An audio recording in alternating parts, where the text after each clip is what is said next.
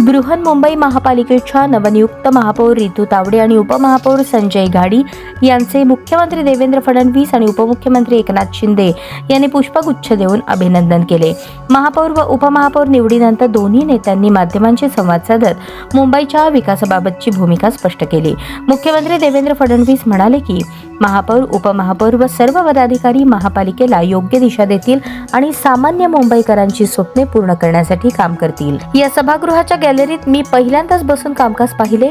ऐतिहासिक वारसा असलेल्या या वास्तूमध्ये महत्त्वाच्या सोहळ्याचा साक्षीदार होणे अभिमानाची बाब आहे। उपमुख्यमंत्री एकनाथ शिंदे यांनी सांगितले की मुंबई जागतिक दर्जाचे शहर बनवण्याची आमची भूमिका आहे। हिंदू हृदय सम्राट बाळासाहेब ठाकरे यांच्या जन्मशताब्दी वर्षानिमित्त त्यांचे स्वप्न पूर्ण करण्यासाठी सरकार कटिबद्ध आहे। झोपडपट्टीमुक्त, खड्डेमुक्त रस्ते आणि प्रदूषणमुक्त मुंबई घडवण्यासाठी प्रयत्न केले जातील। तसेच प्रधानमंत्री नरेंद्र मोदी यांच्या मुंबईला फिनटेक कॅपिटल बनवण्याच्या स्वप्नपूर्तीसाठी शासन काम करेल।